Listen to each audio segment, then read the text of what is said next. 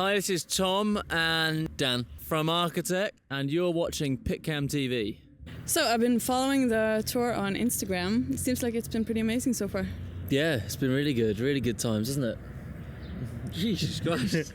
Detail. Yeah, it's been great. He's not lying. Yeah, no, it's been a really good tour. It's been a lot of fun, yeah. I don't think we've had a bad show yet, have we? Which is pretty good for architects, usually sort of.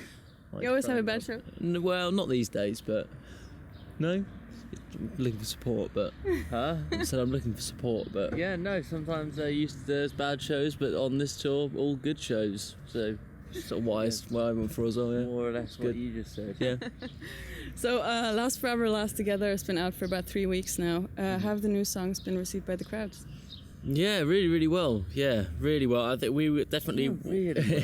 we wanted to get a couple songs out, like, with a good amount of time before the tour so people could get to know them, you know, get a little bit acquainted with a couple songs before we got going, so they didn't, you know... So the set sort of didn't go quiet. Yeah. So yeah, like Broken Cross and They Said, it's gone over really well, and the opening track to the album Gravedigger as well.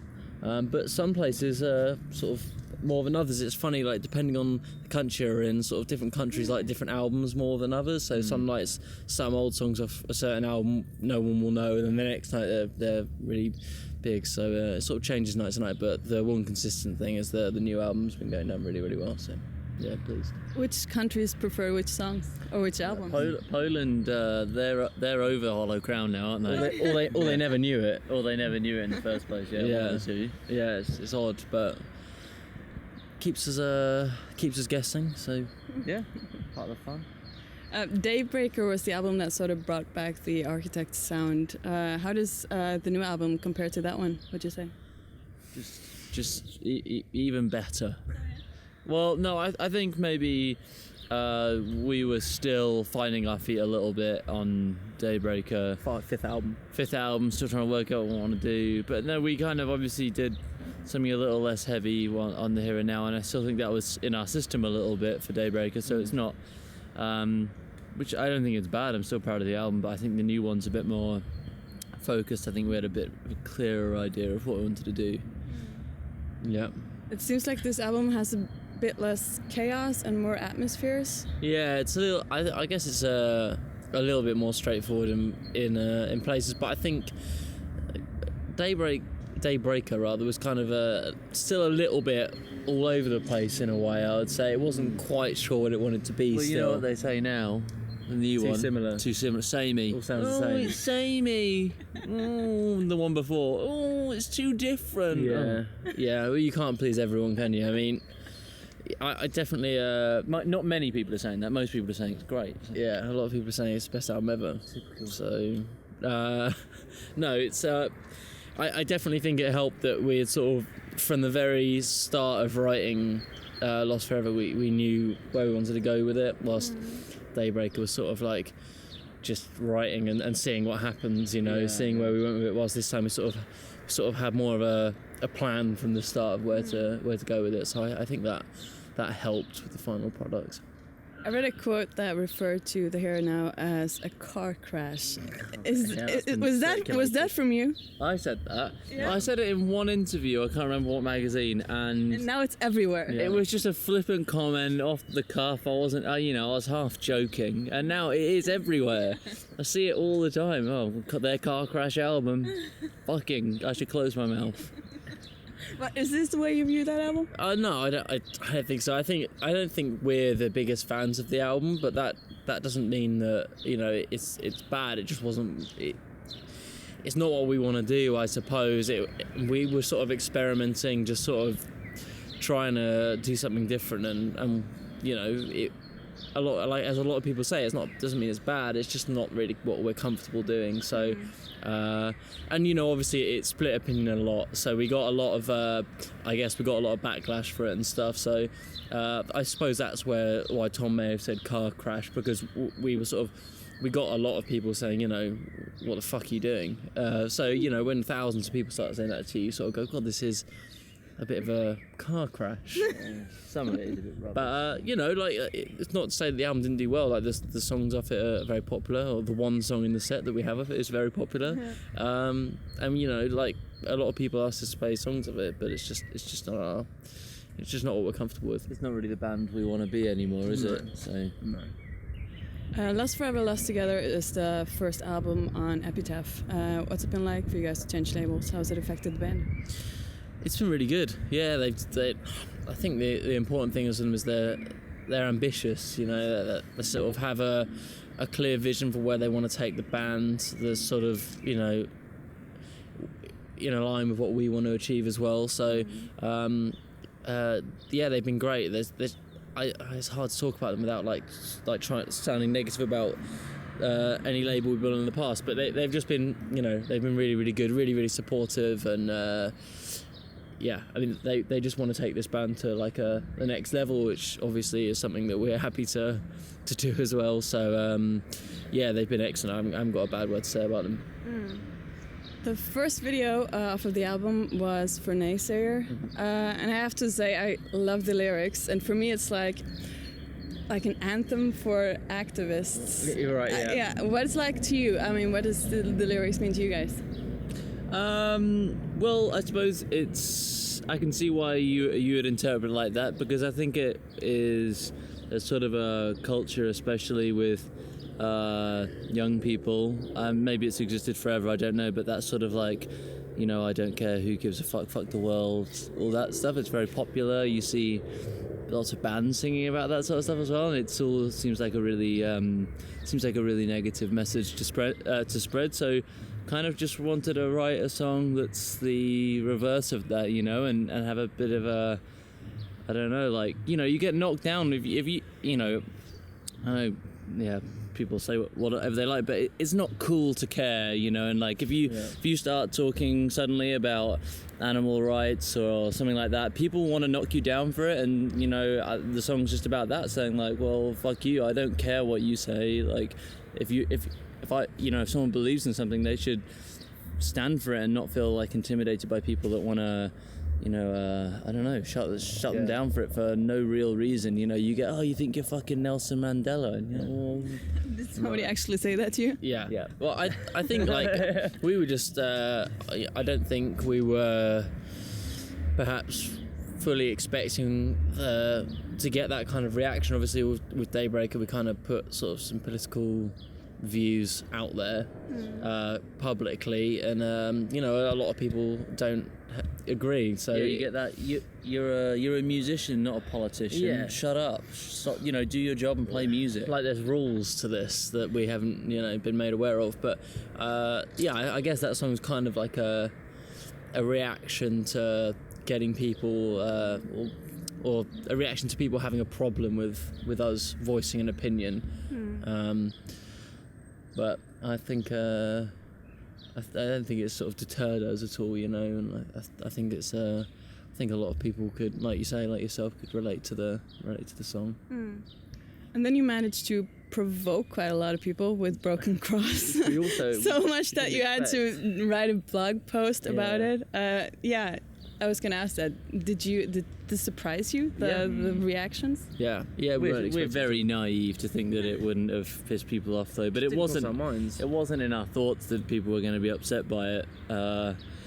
Which I like to say is naive. I mean, I can completely understand why people might hear those lyrics and go, "Hey, that's mean." Yeah. But I hope that what we put in the blog or whatever kind of.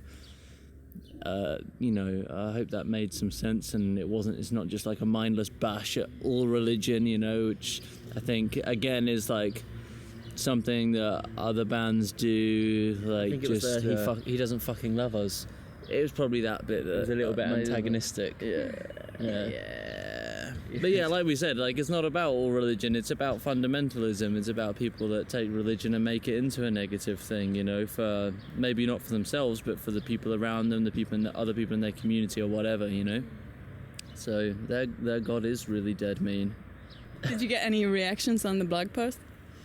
Yeah, well, I think most people were cool with it and sort of, and I agree with this, I understand that now. Because I felt a bit sick reading all the comments from people saying, oh, I love architects, but this is it for me and them, I can't listen to them anymore, and that sort of thing. I thought, hang on, but I'm sure you're not, this song isn't about you and your God. Yeah, so, I think it did clear it up for a lot of people. I think once Tom posted that, a lot of people did sort of come back to us and go, oh, do you know what, fair enough, I did interpret it wrong. Yeah. People that were initially like, fuck you, I hate you, you guys suck. And then we would go, well, I don't think the song's about you. We're like, well, it is. I'm never going to listen to your band again. Read the blog post. Oh, actually, you were right. So, no, I think it was... But then there was people that were annoyed that we had to explain ourselves. It's complicated, though, isn't it? Because you have to step into someone else's paradigm that there is a God. Yeah. So the people also say, like, see, they're admitting that there is a God because they're singing about God. And I'm like, right, yeah, that's how it works. Yeah, whatever makes you happy. God does behave in mysterious ways, of course, so he's probably getting us to sing about it, and then that's getting us to admit there is a God. But which God? That's the other funny thing. You say to someone, well, we're not singing about your God, and they go, oh, phew, that's all right then. But then they're admitting that there's more than one God, which must be a complicated thing for them as well. Yeah. It's a can of worms, isn't it? It never ends. It never ends, yeah. Let's just all be friends. I'm sorry I wrote that song. It's a great song, though. Thanks.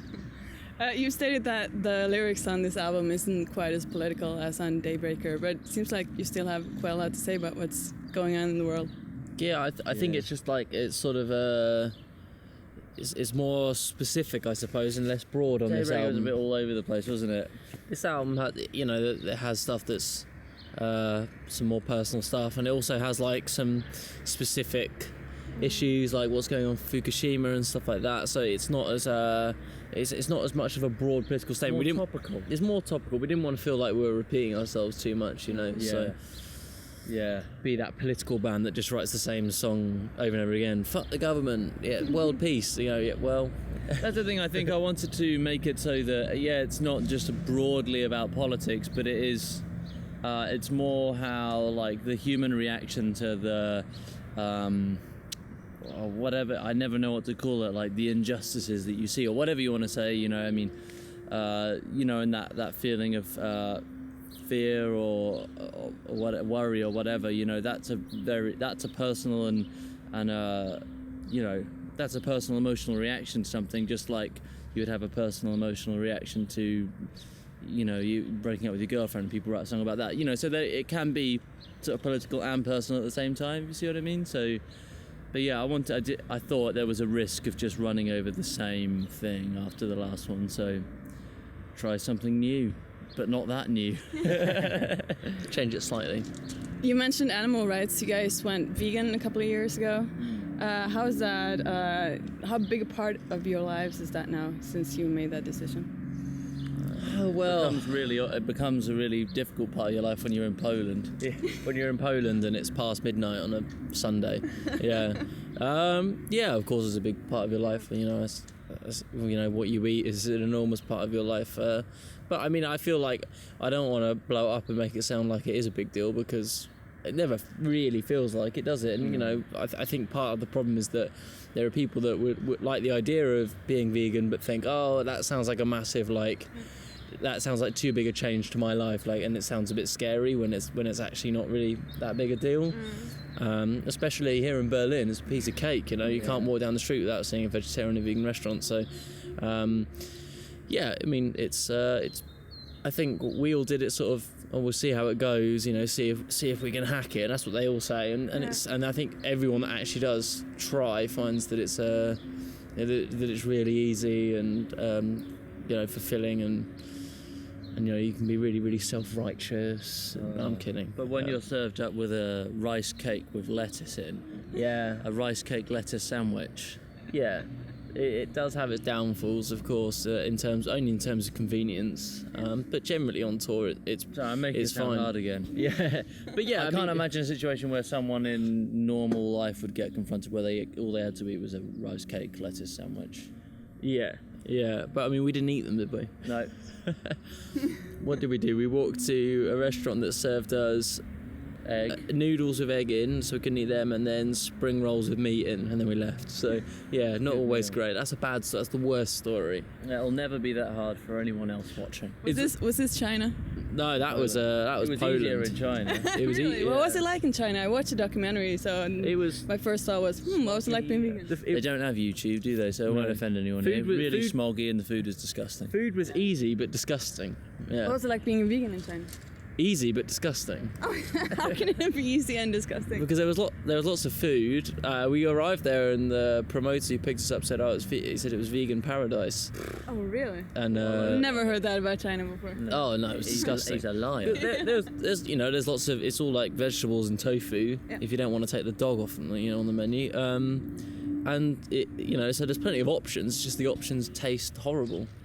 Yeah, really, truly horrific. Yeah, we're like the kind of people that will always eat the local food, if it's vegan, and hate to like go to chains if we're traveling to interesting countries. But I think like day 4 we got a cheeseless pizza from Papa John's, didn't we? Yeah, which is very unlike us, but it was that bad. Oh, okay. It was horrible. Every time I ask bands about where they feel the most homesick, they say China. Some say Japan, but it's like China, Japan, Southeast Asia. Yeah, never been to Japan, so China probably. Most homesick? Yeah. Well, America. Actually, I feel most homesick. Really? Why is that? I have no idea. Yeah, I get very homesick something in America. In the air. Geoengineering or something. A lot of American bands, get pretty homesick touring Europe. Whilst I feel very at home in Europe, and when I go to America, where they, have got all their comforts, I find it. I don't know. I feel very uncomfortable there. I don't know though. If you give me China or California, if I had to choose a month between China and California, sure. But we were in China for a week, and we've never toured. If I toured America for just a week, I'd be fine. But I toured there for 7 weeks, and I sort of feel pretty horrendous. It is China, isn't it? It is China. Let's do a 7-week tour of China, and we'll let you know. No, let's not. So let's talk about China. What was it like? No YouTube, and it was lots of dragging gear around on trains and then getting to venues in the worst equipment you've ever seen in your life, on crap shows, little crap lamps food. on chairs, and the shows were bizarre. It was boiling hot. It's my least favourite place in the world. Sorry, China. Yeah. It wasn't very good. No, we didn't like it. we'll never go back unless we get offered like good money to pay a festival. I don't think we'll ever go back. And some taxi drivers threatened to kill us over like £5. Yeah. Kill. Really? Tell me that story, please. Well, okay, we were trying to get a cab to go to a vegan restaurant. This is another bad story. We were trying to get a cab to go to a vegan restaurant, and we gave up. Apparently it's very hard. Like, some of our guys got one cab, we couldn't find a second. The cabs just weren't interested in English. In vegan people. So me, Tom, and our guitarist Adam got hailed like a couple of rickshaw kind of things, and we told them where, gave them the address, which I don't understand the Chinese characters, it's just squiggles to me, so I'm like, this, I guess. And they said okay, so we jump on, cycling along for probably like 20 minutes or so, pull up, usher us off the rickshaws into some building. I walk in, it was a strip club. I was like, no, we're not going here, we want to go to this restaurant. So they're like, okay, no worries. Cycle us around the corner, tell us to get off, and then like walk us into a corner and start like saying kill, like putting their hands out for money, and they've doubled the price. And our guitarist Adam was like, no, we're not gonna pay you, man. And we were like, shut up, give them the money, because it was like fucking £5. Yeah. So we paid up, and then we were just left, and we didn't know where we were. Somewhere in Beijing, clueless. Just no idea where we are, where our friends are. I don't even know what we did after that. No, me neither. And you never found the restaurant? No, God, no. Yeah. It seems like it was one hell of a tour. Think you'll ever do something like that again? No, we'll never go to China again. I mean, we'll go to Southeast Asia. Like a big tour like that one. Oh, well, You know, like you see a lot of bands that say that, oh, we did a world tour, but what they do is they go like America for a month, have a couple of weeks off, and they go to Europe for a month, and then they take a month off, and then they go to South America, and then they go back and have a month off. We'll do that, but I don't think we'll ever do like, we did 14 weeks consecutively, and it's just kind of a silly way to tour. We wanted to do it because it was like a challenge and something we had never done before, but it's just kind of impractical because you kind of just, by the end of it, you're just knackered and tired, and you just had enough, whilst you could easily just break it up, and you know, and you're freshened up, and it means that essentially you're a better band, you know, because it's not so full on, and you sort of get that time off, and then you're like, you know, excited to go back on tour again. Whilst that, it was like, oh, I can't believe we've got another 6 weeks, you know.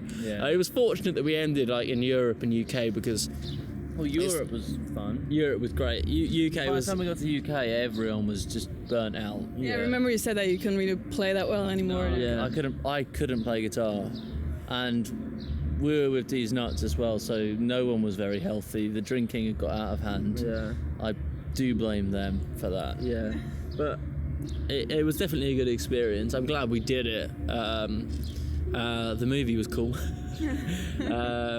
You know, we got to see a lot of cool places, but yeah, it was a bit of like a daunting prospect when we were going into like, 14 weeks. Okay, cool. Let's see how this goes. You know, it's hard to sort of wrap your head around going on a run that long. So what's next for you guys now? What do you have coming after this tour? We got a week at home, then we go to America. So we're going to America on a co-headline tour with Let Live for like a month, and then got home for a couple of weeks, and then we're back here to do festivals. So we've got Rock am Ring, Rock in Park first, and then I don't know, we're doing loads of German with Full Force. Yeah. So I'm really looking forward to them. Yeah, we haven't done like a good European festival run in a few years, so it's exciting doing it with the new record, and things have been going so well, especially here in Germany. So it'll be nice to play to some big German crowds who like us, because last time we did it, they weren't really into us yet, were they? But now they get it. Finally, pennies dropped. Yeah. Slow, the Germans. They are great. We just release a good record for once. And we blame ourselves. I don't blame the Germans. It's our fault. It was a bit like, what are they doing? What do architects even sound like? Yeah. They don't even like it, so why should I? Yeah. We like the new one, so buy it, please. All good record stores, or online, Amazon, Empiricon.com, iTunes, Play.com. Yeah. I think we got it. Yeah, we got it. Buy it. Thank you so much. It's kind of like it's not so much this like huge theme. I mean, it does have a theme, but it's not really meant to. I just really liked the way that sounded together. We had that for 4 years. I actually wanted to name the last album Common Courtesy, and I told everybody, and they were like, I don't know, it doesn't seem right. And they were right, it didn't. Like, it was just a name that I threw out there.